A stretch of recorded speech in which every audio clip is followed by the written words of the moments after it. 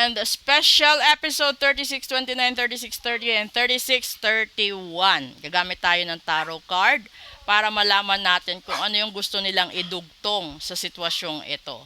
Okay? So, again, sa gustong magpa-reading, message lang po kayo. Sa gustong magpa-ritual, message lang po kayo. Sa gustong magpagawa ng mga lucky charms nila, sabihin nyo lang po. Okay? Kukuha lang ako ng 3 dito. Una, ay, Diyos mio, the Emperor. Pangalawa,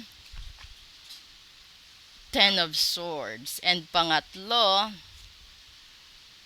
2 of Pentacles. Ito kasi, di ba?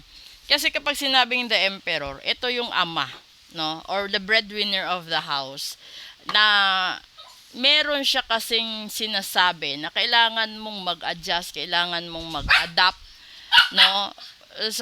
Sa halimbawa, sa breadwinner ito, sa pagpo-provide ng mga kailangan sa bahay, kailangan sa buong pamilya, ito 'yun. Naka-focus sa stability, sa power, sa protection, no? Yung mga solusyon sa buhay. And then dito naman sa 10 of Swords, isa sa problema niya or sa problema ninyo is itong yung pagkatalo, pakiramdam nyo talo ka, pakiramdam nyo may backstabbing na nangyayari. Posible na ito yung mga failures na dinadanas ninyo, yung betrayal, yung mga disasters na nagdudulot ng mga kamalasan sa buhay ninyo.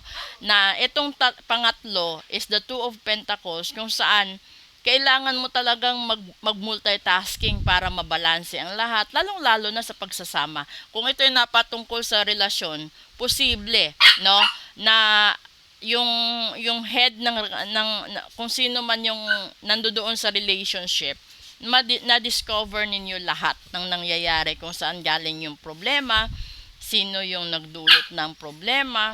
At ito yung minsan dito ka nagkakaroon ng problema na hirap ka sa pakikitungo, sa kalusugan, at sa lahat-lahat. Ito yung punto na yung priorities mo parang hindi siya pantay or hindi mo nagawa at nasasaktan ka, nagkakasakit ka, nagkakadepresyon ka, anxiety, ganun. So, more on, no? Ito yung tagadala ng relasyon or breadwinner ninyo, father of the house. Ito yun. Yung anda dito yung lahat-lahat ng problema. So, kung kayo'y nasa ganitong sitwasyon, magpa-full private reading kayo, magpa-cleansing kayo, at magpalagay din kayo ng protection ritual para hindi na ho ito mangyari sa inyo. Dahil mahirap ho ang ganito, tinatamaan ang buong pamilya. Okay? So, kung gusto po ninyo, nasa bio ko, nasa link ko, ayan, nasa bio ko yung link, no, ng other platforms ko. At maraming salamat sa lahat na nagpa-ritual. Sorry at inaantok pa ako.